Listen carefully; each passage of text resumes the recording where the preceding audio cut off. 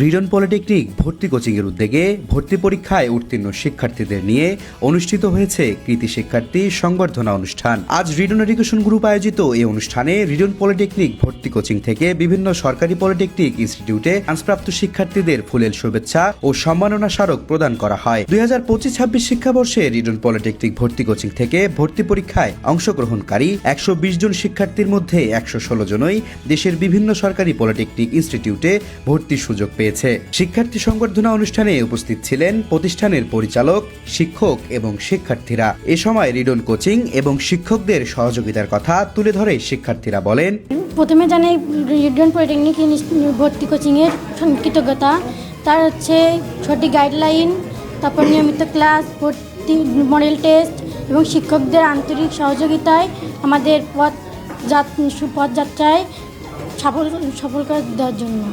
আমার এই জার্নিটা শুরু হয়েছিল রিডন পলিটেকনিক ভর্তি কোচিং থেকে।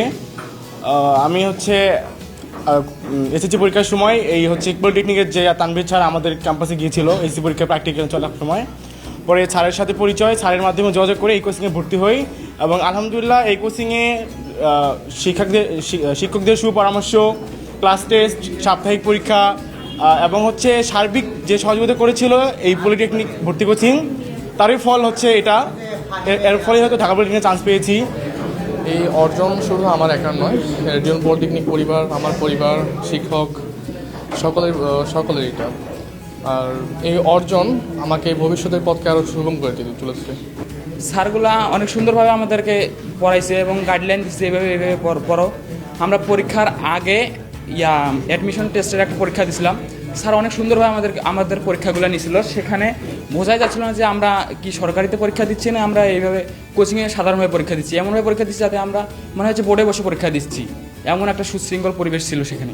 এই ধন্যবাদ জানানোর জন্যই আমি আমার গ্রামের বাসা থেকে ছুটে আসছি। আমি যখন এসএসসি পরীক্ষা দিয়েছিলাম, তো আমাদের ওই এসএসসি পরীক্ষার বোর্ডে ওই কেন্দ্রে এই প্রতিষ্ঠানের কর্মচারী যায়, গিয়ে লিফলেট দেয়। তো ওইখান থেকে আমার এই প্রতিষ্ঠানের চেনা পরিচিত আর কি।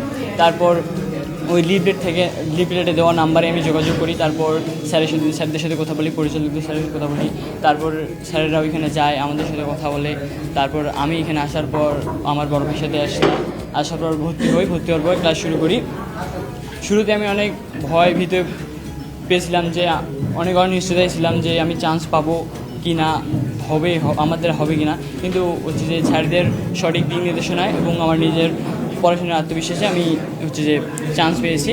ভবিষ্যতেও মানসম্মত দিক নির্দেশনা ও নিবিড় তত্ত্বাবধানে শিক্ষার্থীদের স্বপ্ন পূরণে কাজ করে যাওয়ার অঙ্গীকার করে প্রতিষ্ঠানের পরিচালক বলেন, আমাদের রিডন পলিটেকনিক ভর্তি কোচিং থেকে 2025-26 শিক্ষাবর্ষে 120 জনের মধ্যে 116 জনই চান্স পেয়েছে। ইনশাল্লাহ আগামীতে এটা আরও ভালোর দিকে যাবে এবং আমরা চাই এই ফলাফলটা আরও বৃদ্ধি পায়। শিক্ষার্থীদের সফলতাই আমাদের পরিশ্রমের সার্থকতা। ভবিষ্যতেও আমরা ভালো দিক নির্দেশনা এবং খুব নিবিড় তত্ত্বাবধানে শিক্ষার্থীদের